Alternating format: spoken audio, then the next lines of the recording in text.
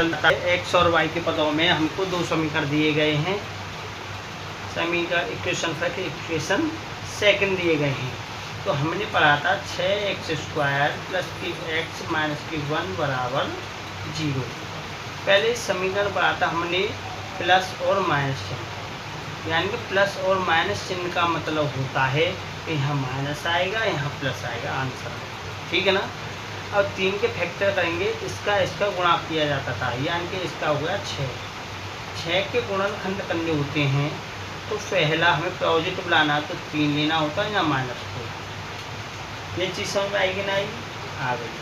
तो ये टोटल बचेगा हमारा, वो क्या बचेगा x, क्या बचेगा x।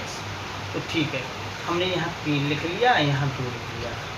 हमने एक पढ़ा था, ये प्लस माइनस ये सवाल में आ रहे थे, लेकिन हमने संख्या बदली। जब हमको ध्यान आया प्लस के पीछे माइनस आया तो हमने तुरंत माइनस से स्टार्ट कर दिया, आंसर माइनस में आएगा और यहाँ जा कर के प्लस हो जाएगा। और डिवाइड बाई एक्स के गुणांक, x² की गुणांक से भाग,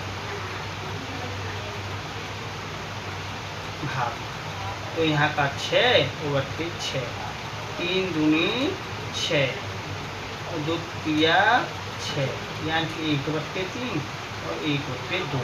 तो यहाँ 1/3 पहले लिख दो, 1/2। समझ में आया नहीं आया? आ गया। अच्छा, और वो 1/2 किस में है? माइनस में। अगला देखिए, अब y की पता हो 8y² प्लस के 10y प्लस के 3 बराबर 0। हमने अभी कुछ देर पहले बताया था 24 बताया था, प्लस प्लस आ रहा है तो माइनस माइनस में आंसर आएगा। समझ में आएगा? तो वही संज्ञा अपनाते हैं 24। अभी बताया कुछ देर पहले 6 और 4 दोनों का मतलब 10 हो गया, तो यहाँ प्लस प्लस में आएगा। अब जब आंसर निकालेंगे तो माइनस के 4 डिवाइड बाई 8 से करेंगे, इसको भी 8 से करेंगे। 4 दूनी 8, 2 तिया 6, तो चौके 8, माइनस के 3/4 माइनस के 1/2। हमको एक चीज़ बोला है, या तो हमें विकल्प लगाना है x > y बड़ा है, x बराबर y है, x y है, x बराबर y है और x बराबर y y। इसमें गलत दिया सवाल में, हम थोड़ा सा बदल देते हैं, कोई दिक्कत नहीं, ठीक है ना। तो इसमें से इक्वेशन कौन सी सही हो सकती है? कौन सी सही होगी? देखो, x का मान निकालेंगे। x का मान दिया है हमें 1/3 माइनस के 1/2।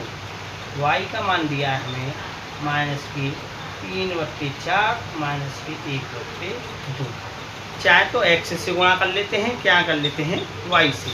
तो पहले 1/3 से, और इसको देखेंगे तो x का मान बड़ा है, जैसे 1/3 और डैश माइनस के 3/4 में कौन सा बड़ा हुआ? तो यानी कि ये बड़ा होगा, पहला डैश समझाने के लिए है ये। फिर 1/3 डैश मान 1/2 से बड़ा होगा, ये चीज़ समझ आई आपको? आगे फिर आगे को देखते हैं, माइनस के 1/2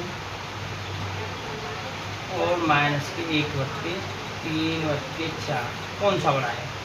इसको करेंगे, इसको करेंगे, माइनस से माइनस कट जाएगा, 4 1 3 6, तो कौन सा बड़ा होगा? यही बड़ा होगा, ठीक है ना।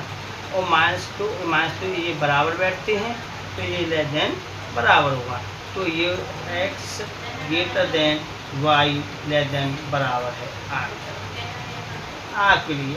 सिद्धांत